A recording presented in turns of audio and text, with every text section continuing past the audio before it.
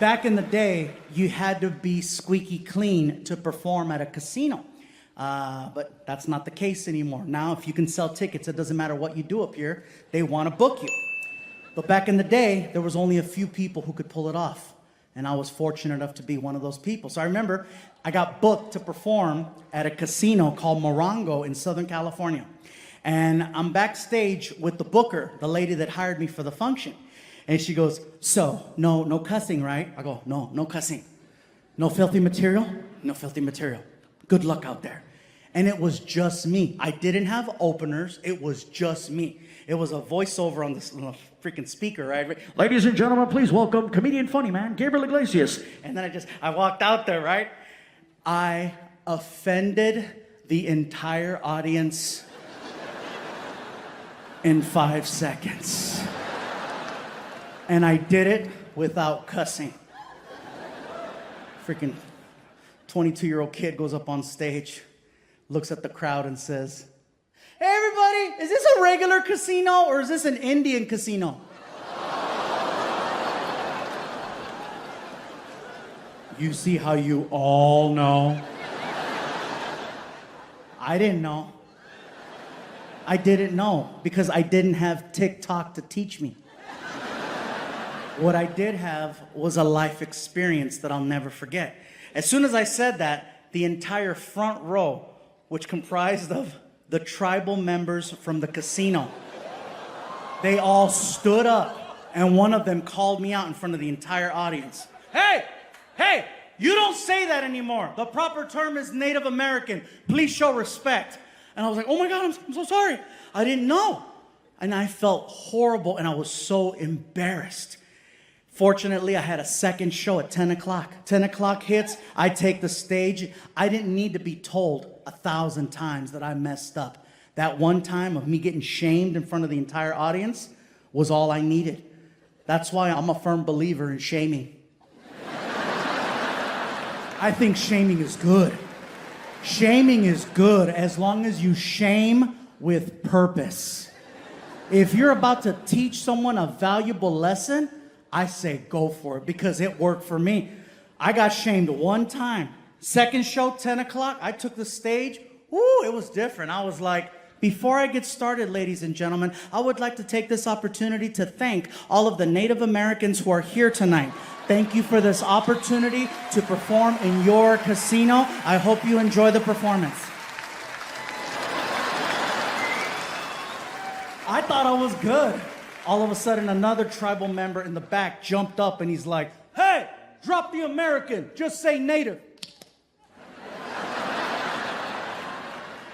Okay. That stayed with me. That was powerful. That was scary. Next time I did a casino, first thing I said was, I would like to acknowledge all of the natives who are here tonight. And then someone yelled out, we're indigenous. Fuck me. That's 4.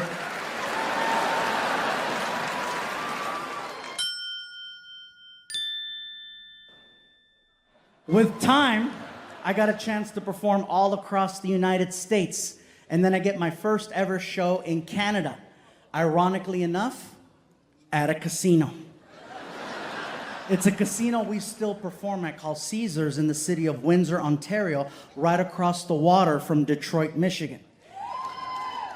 I come to find out the hard way that in Canada, it is a completely different term for describing the people originally from that land. The proper term in Canada is actually First Nation. I didn't know that. I was so nervous being in Canada, I said Native American. Like, hello, I'm not even in America, right? Freaking stupid, right? Pendejo, I know.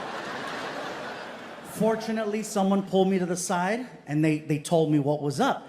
I was lucky that I had a second show, 10 o'clock. I take the stage and I'm like, before I begin, I would like to acknowledge all of the First Nation people who are here tonight.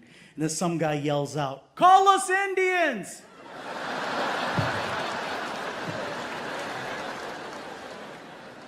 This guy in the front row was like, they're not Indian.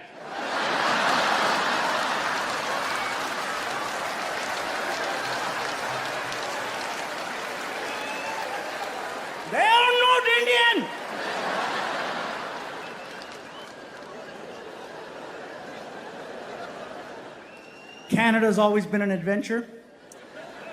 There was one show that we did at the same casino.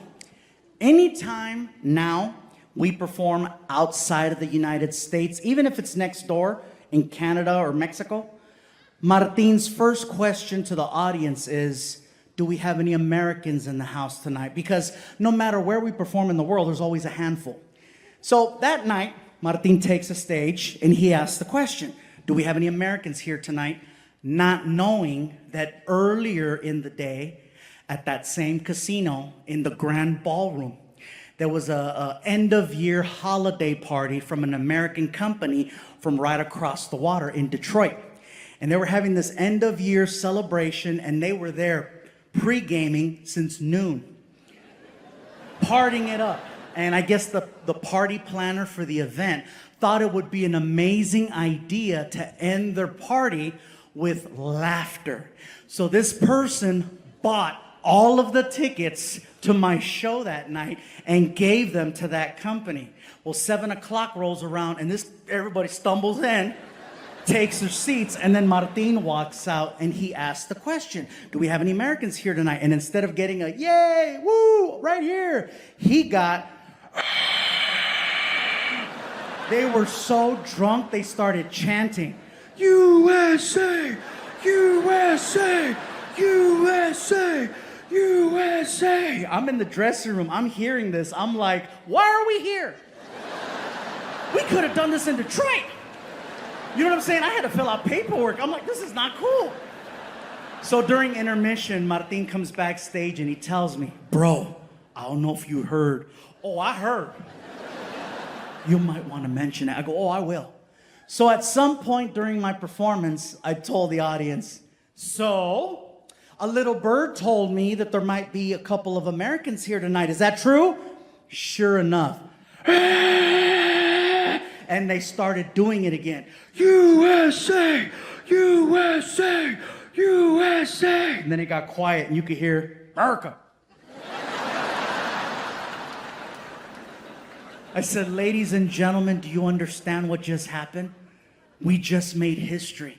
And people in the front row got their arms crossed. They're like, what are you talking about, history? I said, we just made history. Who would have ever thought you'd see the day where thousands upon thousands upon thousands upon thousands of Americans would cross a border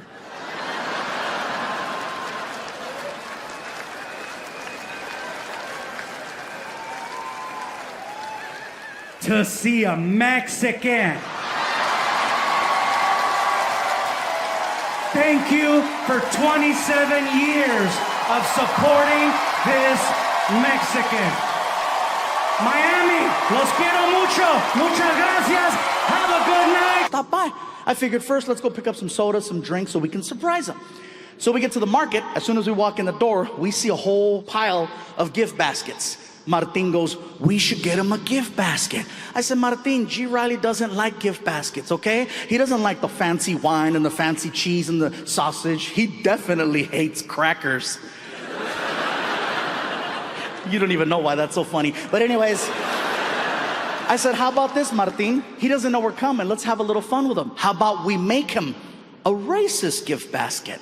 And Martin goes, what's that? I go, you know, Martin, a racist gift basket. A gift basket designed to have fun with whatever race you're trying to mess with. Now in G's case, he's black. It was easy.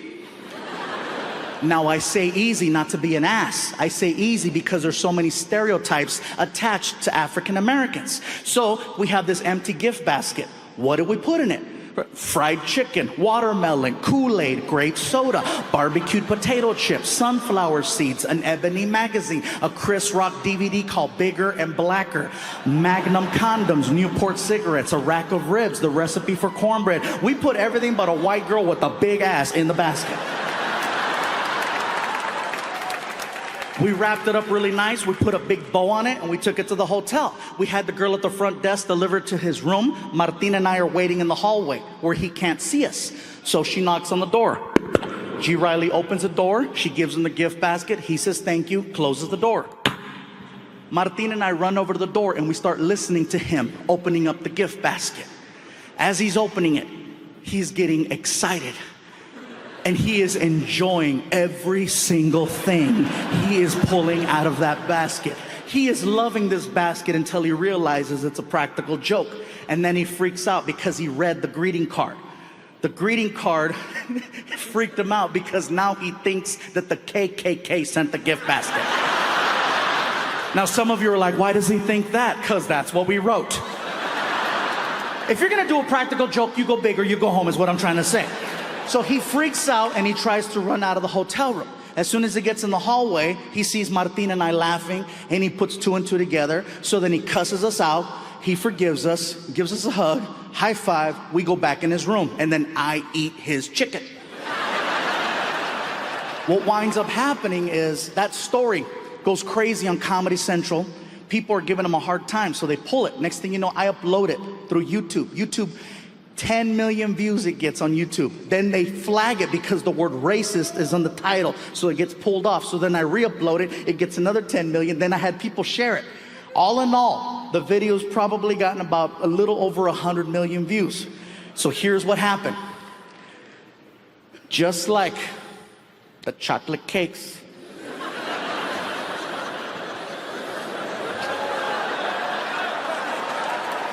the diet soda, and the deodorant, before you know it, people started bringing me Mexican racist gift baskets.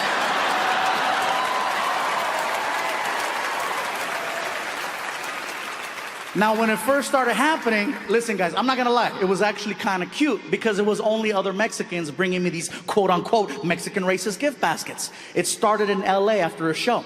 This one guy walks up to me with a basket and he's like, hey, what's up, homie? Got your racist gift basket. I said, we're the same race. Yeah, whatever. All right, whatever. I take it backstage and all the items in the basket made it to my house. There was a Mexican blanket with a tiger on it, a bunch of bottles of Fanta, bottles of sangria, Vicente Fernandez CDs, Mexican candy, pan dulces, sweetbread, mazapanes. Everything made it to my house. Now, the more East Coast we started traveling, and the more down south we started performing, the more creative the gift baskets started getting. Fast forward to Mobile, Alabama. Oh, it gets good. Earlier tonight, before we kicked off this special, my friend Martin was out here making a couple of announcements. One of the announcements that he made was, if you brought a gift, please hold on to it until after the show. Don't bring it to the stage. It could interrupt the flow of the performance. The only reason why he makes this announcement every single night is because of one show in Mobile. So here's what happens. I tell the entire racist gift basket story, the full 16 minutes, right?